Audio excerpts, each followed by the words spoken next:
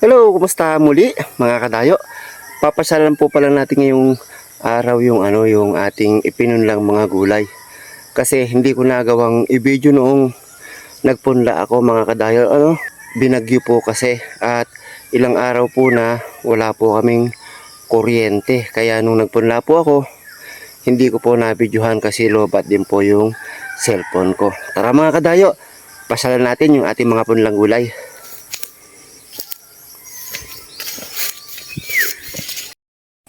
So ayan mga kadayo, nandito na po tayo sa loob ng pinagtamnan natin, no? At isa-isahin po natin silang bibisitahin kung meron na pong sumibol.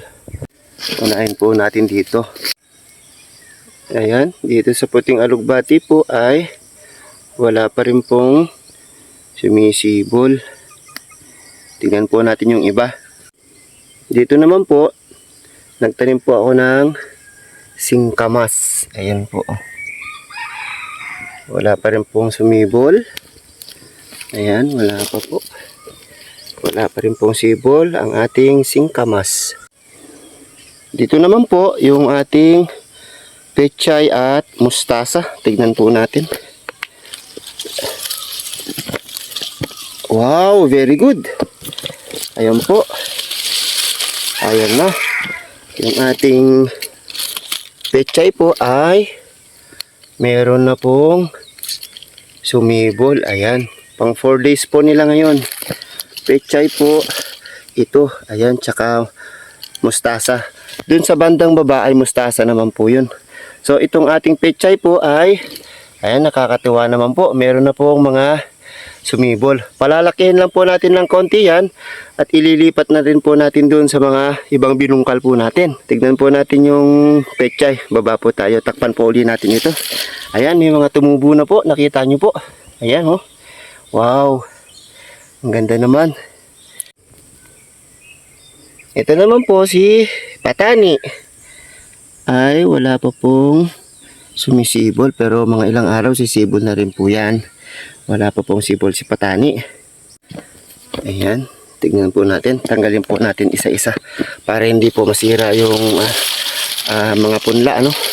Ayan, nakikita ko po may mga sumibol na rin po. Yay! Wow, ayan. Ito na po yung aking mustasa. Ayan, oh. Oh, di ba? Ayan, mga ilang araw pa po ay maglilipat na po tayo. Pag mayroong mga 3 dahon na po yan. Ayan, ang gaganda. Yes. Ayan, oh. Tignan niyo po yung aking mustasa. Wow. Ang ganda. Ayan, oh. Wow, ang dami ko mustasa. Ayan mga kadayo, oh. Ayan, nagsibulan na po sila. Yes. Ayan, tatakpan po natin at bibisitahin pa po natin yung mga iba. Ito naman mga kadayo, ay punla ko din po ito ng ayan, saluyot. Tignan po natin kung may sumibol na po. Ayan, wala pa po ngayon. Yung mga nakikita po natin ay damo po yan. Saluyot po ang nilagay natin dyan. Wala pa po. Dito naman po sa baba niya ay ano po yung inilagay natin dito. Ito po.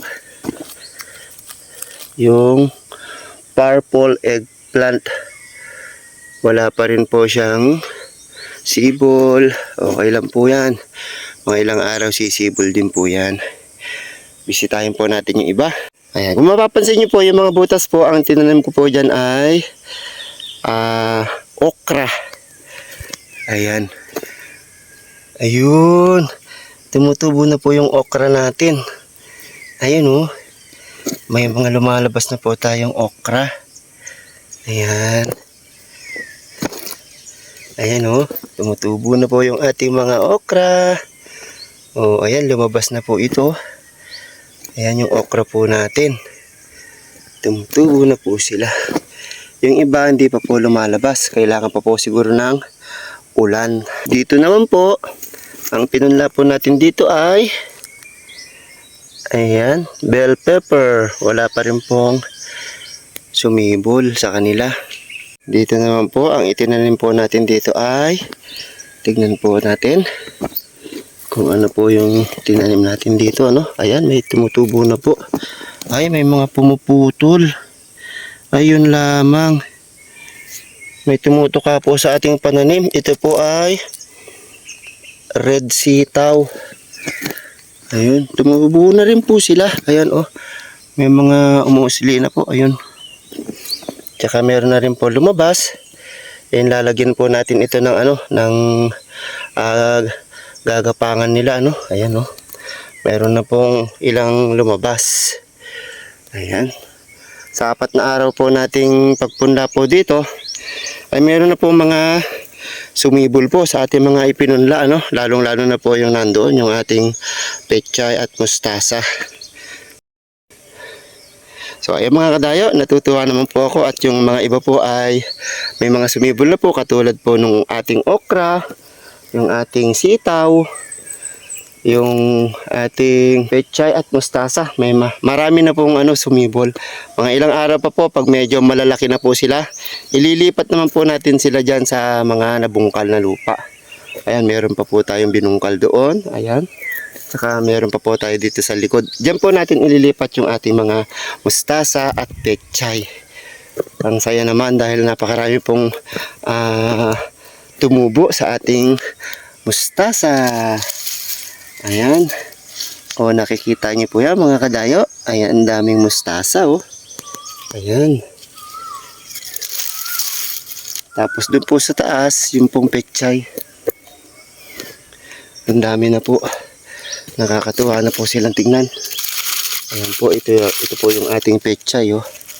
Ayusin po natin yung takip para hindi po kanilang paglaki.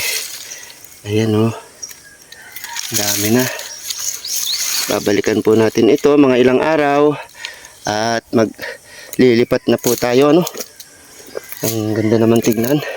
Yung pechay at mustasa po ay sabay ko po itong ipinunla. Ayan. Sabay po yan nakapunla. Mga ilang araw pa po ay magtatanim na po tayo. Maglilipat na po tayo dun sa ating mga binungkal na lupa.